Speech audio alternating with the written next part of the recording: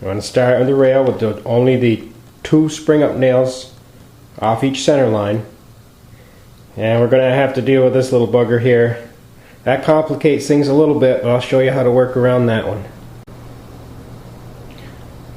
Okay, I went ahead and I tied the springs across the top on the first tie from side to side, following the same procedure that we used front to back.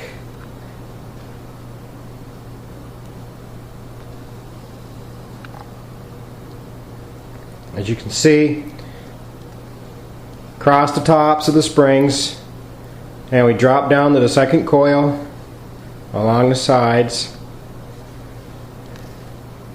It goes across the top, it drops down, and we use 1 pair of nails.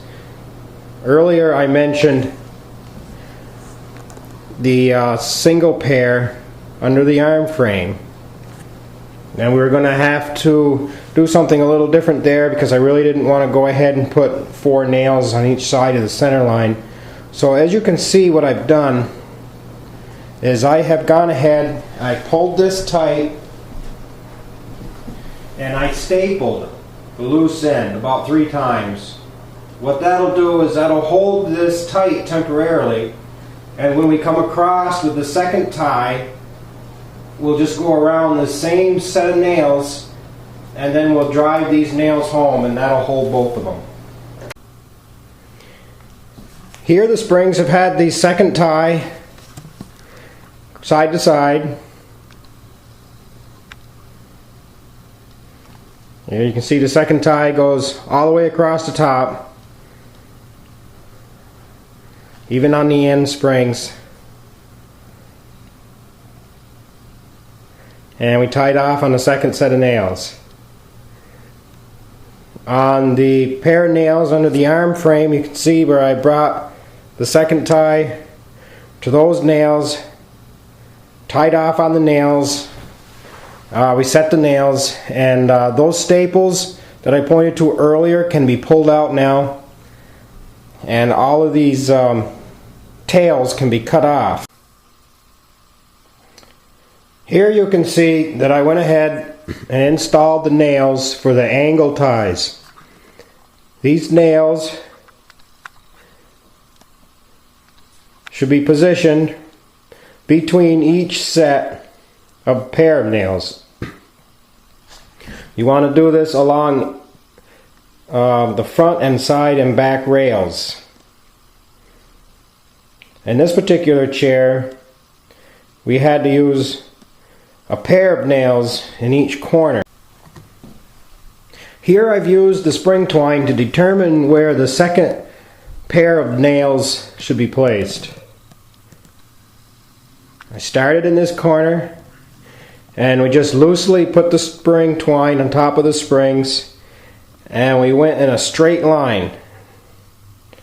Go across all the way to the back. We looped around the back nail, came back through to the side, again over the top, just taking your string as straight as you can to each corner nail. And we just keep following that along. Kind of bounces back and forth here until this comes out at the corner. Now that's a good place to stop because it's not really in the middle of any 2 springs. So that's what determines that. So that's where we put the second pair. And what I'll do now is I will go ahead and tie this off. And although it's on an angle, it still uses the exact same procedure that we use to tie front to back and side to side.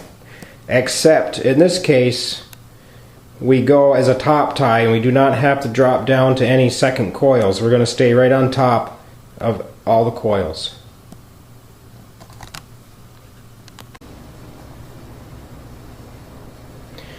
Okay, here we have the first diagonal tie has been completed. You'll notice that as I tied, whenever I crossed a string right here in the center of a pair of 4, or a 4 spring right in the middle. I treated that just like it was the top of a coil spring, and we used the same knot we used on the coil top right here. Of course, the first time we went through, and then when we came back around and we crossed over, that's when we made this tie. So you want to remember to do that. And also, when we hook around the nails, I want you to notice that it's just not a loop. We do not just bring this around in a loop like this. Instead, we come down and we go around like that. This is a better way because it gets a little more string on your nail, and also this string here helps lock this one here underneath it. If we just do a single loop, there's nothing really that locks that underneath the head of your nail.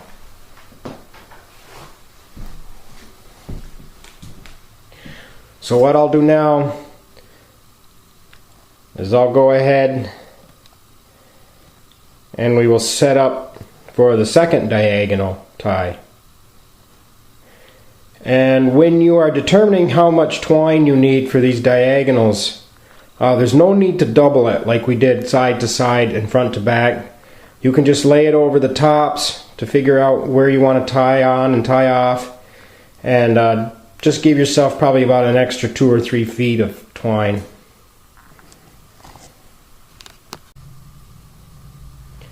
Once again, I've gone ahead and laid the diagonal string lightly over the top of the coils.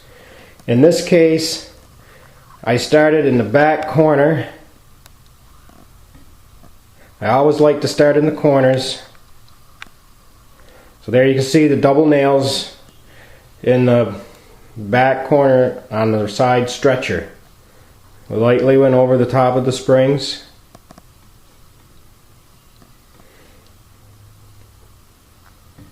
Around the nails. Follow this. Now don't be concerned if your twine doesn't go exactly in the center of the spring. It just lays over the side there. That's fine for now. We're just determining where we want to go and how much string we're going to need as it bounces around here. And in this case, we end up tying off the opposite corner in the back. This may not always happen. Once again, it depends on the number of coils you have in your seat. It's going to be a big factor in where this ties off.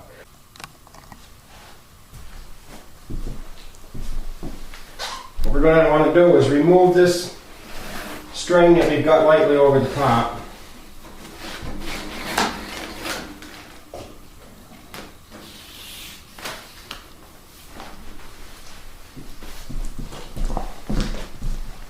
And we're going to want to start by setting these nails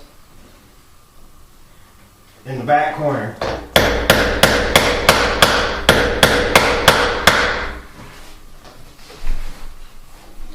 And we stay on the tops of all the coils. You want to be careful here. It's very easy to pull this tight and to pull these down. We want to keep these as level as we can. So be very gentle here and not pull it too tight. And you want to avoid having your springs on an angle. Now, in the case of this being the last tie, we're going to have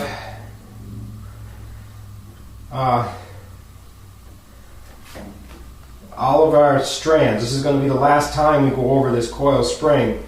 So what I like to do is do a tie right here in the center.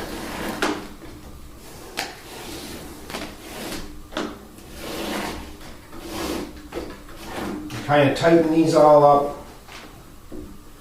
and we use the same knot that we use everywhere. We follow that, so we use that same knot throughout.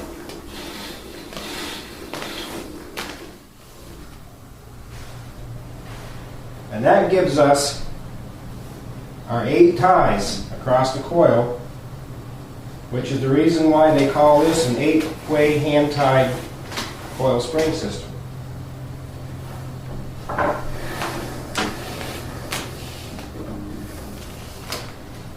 And we just follow through now to the next one.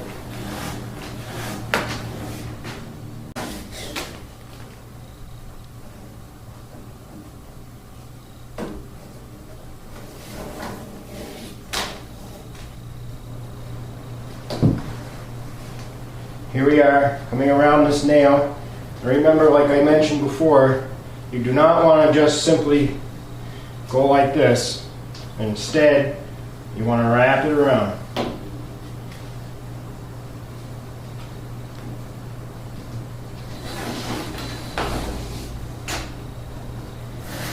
And you also want to keep in mind that as you nail this down, it's going to tighten this string up a little bit, so we don't need to pull this too tight. We can keep that kind of loose right there.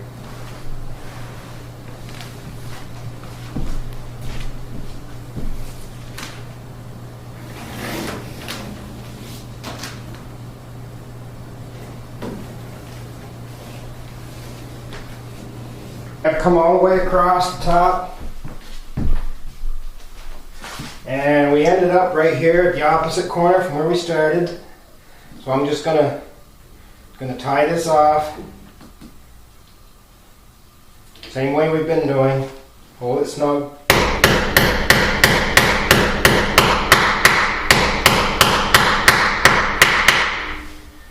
Now I can clip that off, and I'll go around and I'll set the nails that you can see on the diagonals. That'll be the end of tying this spring system.